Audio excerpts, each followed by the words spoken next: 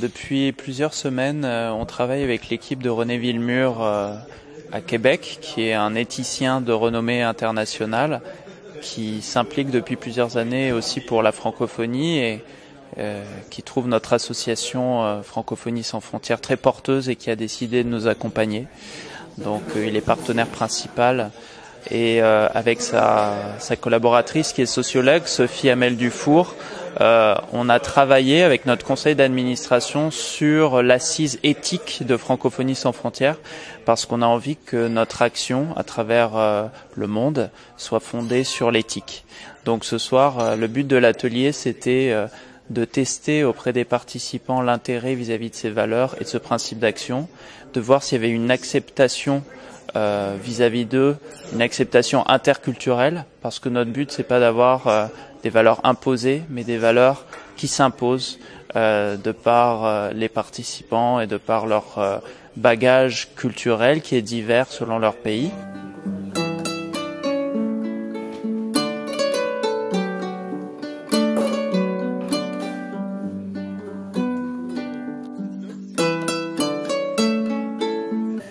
Ma question est de savoir quelle est la stratégie que la direction jeunesse de l'OIF met en place pour accompagner ces associations-là ou ONG qui mettent en œuvre des activités pour faire connaître la francophonie. Dans cet atelier, ça a été un moyen en fait de voir toutes les initiatives qui ont été mises en place à la suite de cette crise, mais même qui étaient là avant la crise, et aussi d'avoir une réflexion sur à quoi va ressembler la francophonie dans 50 ans par exemple.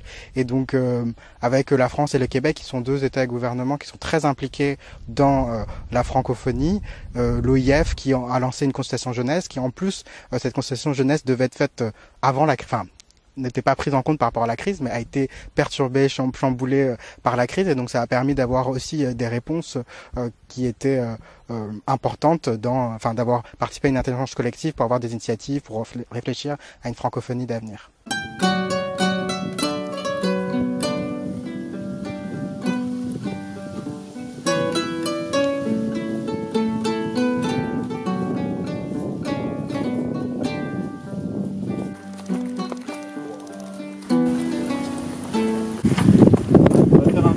Acadien de Lille, avec Marie-Paul Legac et Belle-Île Acadie.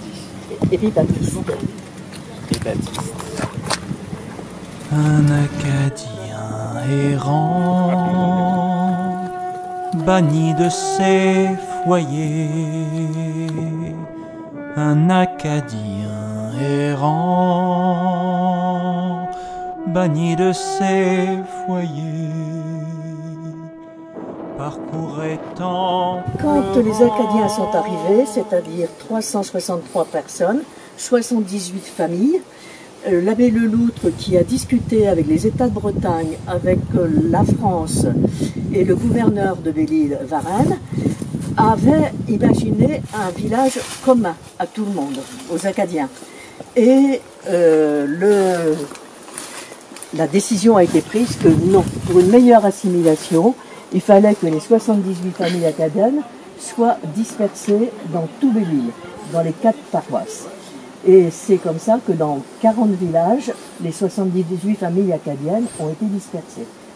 Et ça a été le premier cadastre qui a existé en France.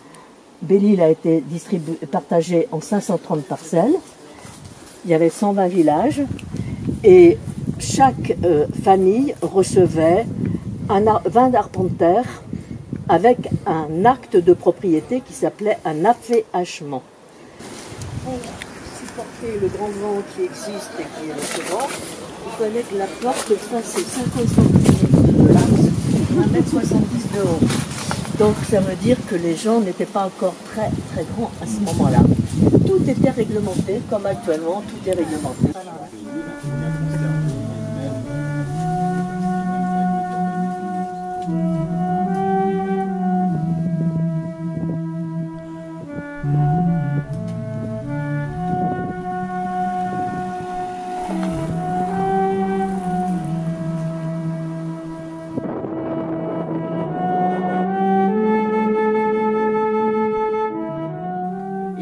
fallu accepter ce que le joug anglais nous obligeait à faire, mais lui il n'a pas voulu accepter, donc il est parti se battre et il a fini par être obligé d'être déporté, et c'est comme ça qu'il est arrivé en 1758 ici. Vous prendrez sur internet Joseph Leblanc dit le Maigre, et il y a quelques pages racontant l'histoire de ce qu'il a fait justement.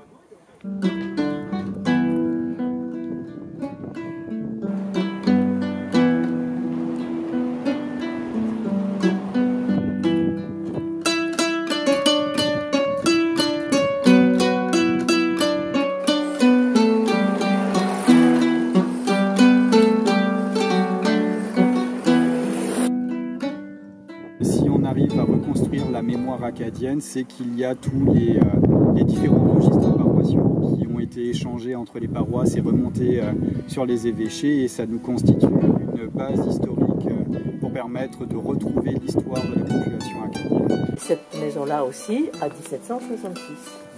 Donc c'est un village dans lequel il y avait des Richard et des Leblanc.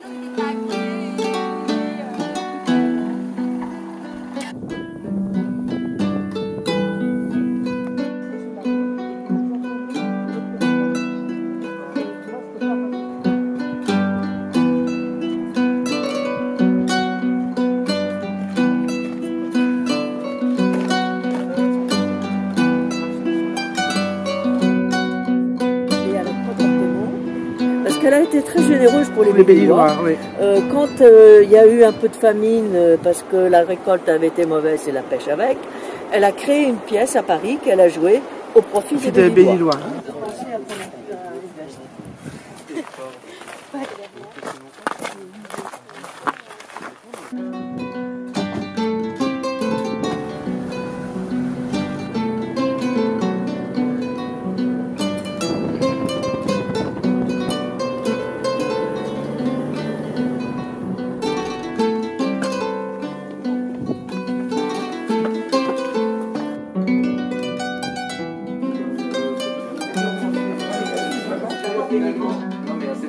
Une bonne partie vivante de l'Acadie dans le sang, et j'essaye de la transmettre justement à mon entourage et un peu aux Bellilois parce que c'est mon devoir.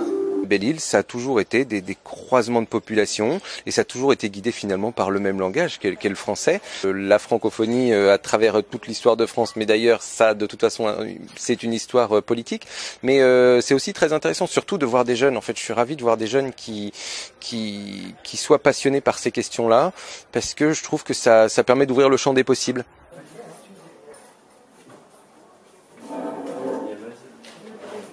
Acadie, ma patrie, à ton nom je me lie. Ma vie, ma foi sont à toi, tu me protégeras, tu me protégeras. Il me fait plaisir ce soir de te remettre au nom de Francophonie sans frontières un certificat de reconnaissance pour tout le travail accompli, pour ta contribution exceptionnelle en faveur de la cause acadienne. Donc c'est bien mérité, c'est bien peu de choses qu'on puisse faire. Je crois que ça s'imposait pour Marie-Vonne les couleurs de l'Acadie, le drapeau. Mais j'ai un véritable aide qui est Baptiste aussi. Il faut le remercier, voilà. Baptiste et toute l'association.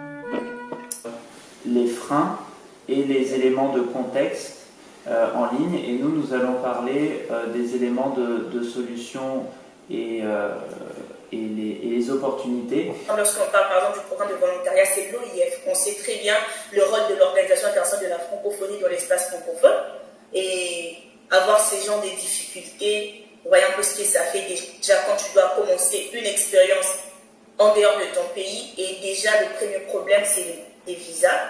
Donc, ça démoralise déjà la personne, le volontaire qui doit aller sur le terrain. FSF a différents projets à travers le monde et à travers différentes plateformes. C'est vrai qu'avec la Covid, nous avons dû tout particulièrement nous adapter à la situation. Il faut savoir que beaucoup de pays n'ont pas encore l'opportunité, mais on essaye de pousser la francophonie et les francophones au numérique. L'atelier d'aujourd'hui parlait de la mobilité dans l'espace francophone. Il faut aujourd'hui permettre à un francophone du Canada, à un francophone du Sénégal, un francophone d'Australie, d'Asie, d'Océanie, partout, qui puissent se rencontrer et travailler main dans la main, physiquement, pour différents projets. Alors les 3 ateliers, c'était des ateliers très riches, tant au niveau des intervenants que de ceux qui participaient plus globalement, notamment je pense là à Monsieur Lamine Sall qu'on a eu aujourd'hui, à Claire Desronziers, à René Villemur qu'on a eu le premier jour. Et j'en sors satisfait. C'est vrai que je ne m'attendais pas à autant de richesse dans les partages, mais là je sors satisfait de ces 3 jours, de ces 3 ateliers notamment. Et je pense que s'il y aura une deuxième école d'été, je pense que je postulerai également. Déjà des attentes de dialogue entre les différents francophones autour du monde, je pense que c'est très important. La mobilité, comme c'était le thème de l'atelier aujourd'hui. Je trouve que c'est très bien d'avoir, pour ceux qui n'ont pas forcément l'opportunité de parler une autre langue, et même au contraire, c'est un plus d'avoir le français, de pouvoir le développer et promouvoir cette mobilité, les échanges culturels autour de ça. Également, comme on parlait par exemple tout à l'heure d'intelligence collective, pouvoir faire le partage dans le monde francophone qui est très varié et très riche de toute cette intelligence, et pour pouvoir innover et créer de nouvelles choses. Ce projet vient d'une initiative qu'on a lancée il y a 2 ans pour faire adhérer la Louisiane à la francophonie. La Louisiane, je pense que tout le monde sait un peu qu'il y a des francophones là-bas. En 2018, on a été accepté lors du sommet à Erevan. Ce qu'on a constaté, c'est qu'il y a plein d'initiatives en Louisiane pour soutenir le français et promouvoir le français. Notre projet en fait consiste à créer un centre culturel donc dédié à la francophonie, à la créolophonie, puisqu'on parle aussi créole louisianais en Louisiane, qui sera situé à la Nouvelle-Orléans. Essayer de mettre en lumière un petit peu tout l'héritage francophone au sens large, on peut dire, que la Louisiane a eu dans de nombreux domaines, donc aussi bien en matière de gastronomie, d'architecture, de musique, avec des influences d'Afrique de l'Ouest, des Caraïbes, de France, donc des choses très très vastes. Et le but c'est vraiment de créer un lieu en fait pour donner de la visibilité vraiment à toutes ces influences, et aussi pour développer de nouveaux échanges, en étant orienté bien sûr vers le futur.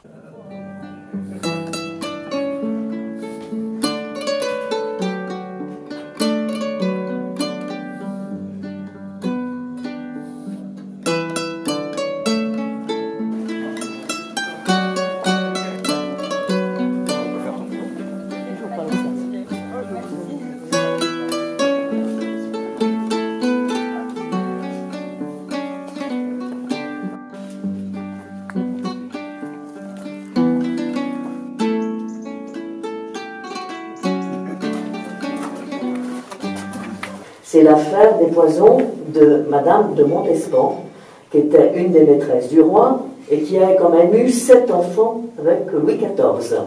Elle a empoisonné quelques rivales. Dans l'histoire, il y avait Madame Lavoisin, qui était la pourvoyeuse des poisons. Et l'affaire s'est quand même ébruitée. Elle a fini par se savoir. Madame de Montespan, qui était quand même la mère des enfants du roi, a été mise dans son château à résidence. Par contre, toutes celles, tous ceux qui avaient entendu même une rumeur être dans une pièce et qui avaient entendu quelque chose, ont été arrêtés et pas embastillés, parce que enfermés. Madame Lavoisin, elle, a été exécutée en place de Grève à Paris. Et ici ont été enfermées la fille de Madame Lavoisin avec 12 autres personnes. Et quand elles sont arrivées, elles ont été enchaînées au mur. La porte n'avait aucune ouverture. Elle ne devait pas communiquer avec l'extérieur et l'extérieur ne devait pas parler avec elle. Les Anglais étaient déjà prévenus et il y a une flotte qui descendait de Brest toujours pour se réunir ici pour aller envahir l'Angleterre. Donc complètement utopique, donc c'est le Conflans qui a fait ça.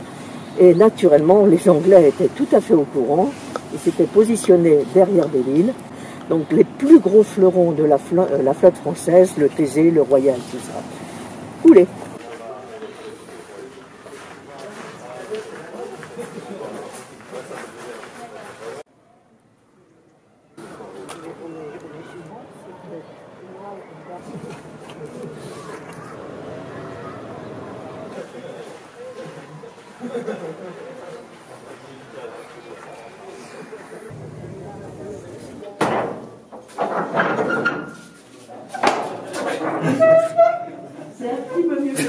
Pendant la guerre de 14-18, c'était les Allemands qui étaient prisonniers ici.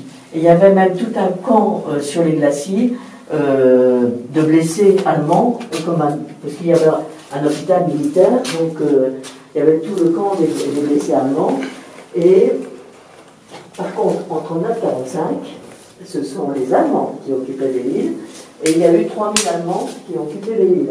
Ils sont arrivés dès 1939, et ils ont fortifié Belle-Île. Ça ne suffisait pas, les fortifications de Vauban. Ils ont décidé de fortifier tout Belle-Île, même la côte sauvage. Et donc les prisonniers alliés, qui étaient dans ces prisons-ci, ont dessiné sur les murs. Et quelques poèmes aussi sur les murs. Tout ça, ce sont les vestiges de cette époque-là.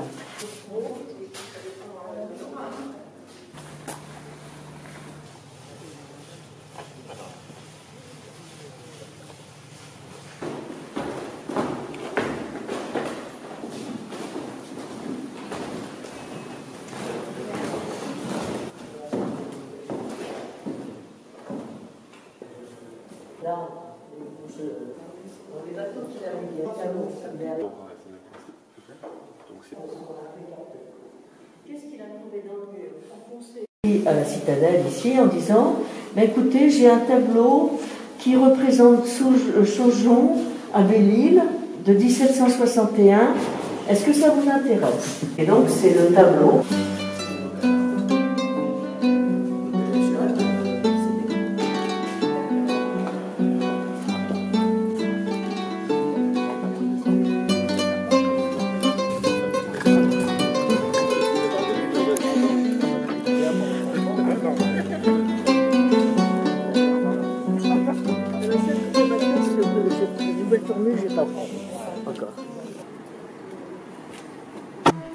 Un Acadien errant, banni de ses foyers,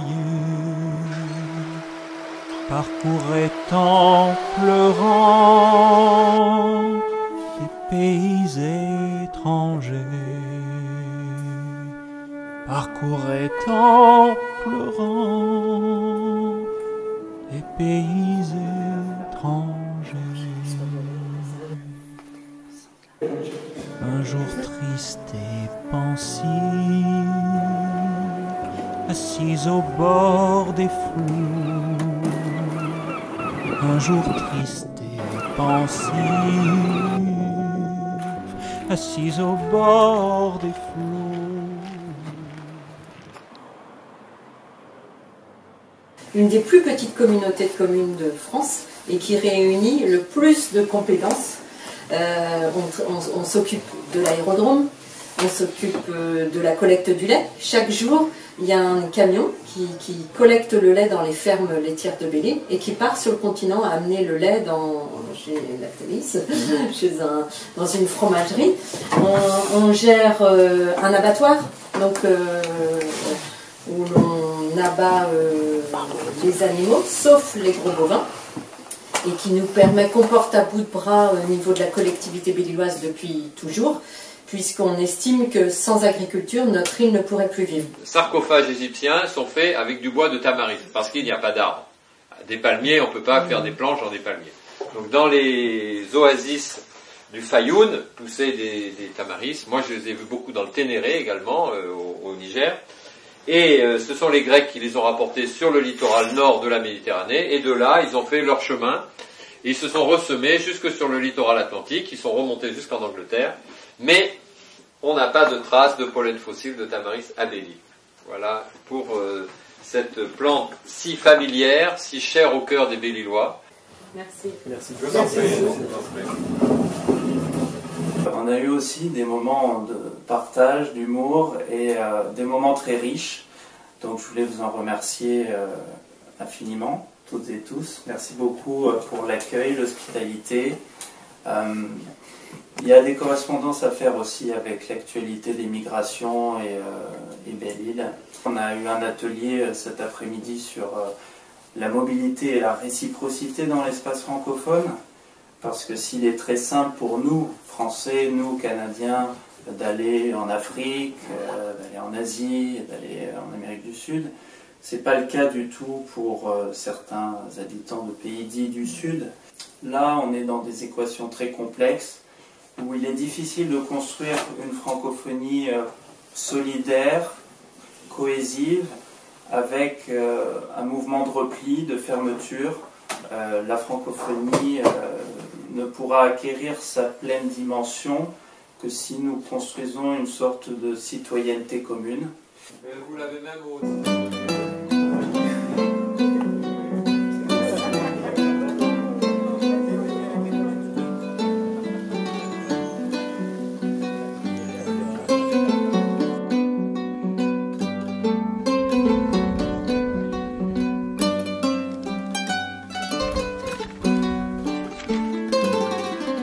Je m'engage à promouvoir le plurilinguisme et à développer des contenus à l'attention de non-francophones afin de leur montrer tout le potentiel associé aux Français en tant que vecteur d'innovation et de créativité. Je m'engage à bâtir une francophonie déjà plus à l'écoute de ces communautés dont les échanges doivent devenir réciproques et mutuellement bénéfiques.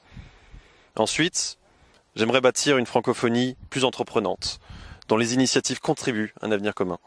Et finalement, en somme, une francophonie plus courageuse, celle d'une communauté internationale, de communautés internationales qui osent s'exprimer. Je m'engage à être un francophone sans frontières. Je m'engage à œuvrer de façon plus soutenue à une meilleure implication des jeunes dans la francophonie à travers la promotion de certaines missions, compétences et bienfaits de la francophonie.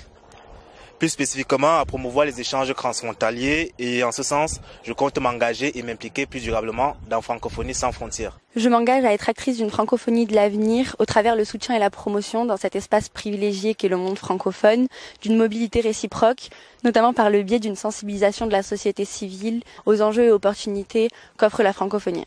Je m'engage à travailler dans un esprit d'humilité, en respectant les valeurs et la culture de chacun, et en tentant d'impulser une dynamique de co-construction et de coopération qui vise à s'appuyer sur les savoir-être et les savoir-faire de tous, et tenter aussi d'impulser une dynamique de réflexion collective, car je pense qu'on réfléchit mieux à plusieurs que tout seul.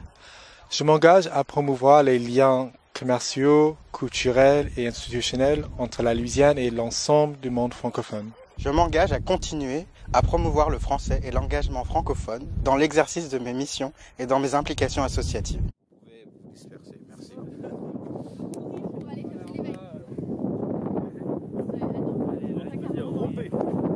Merci.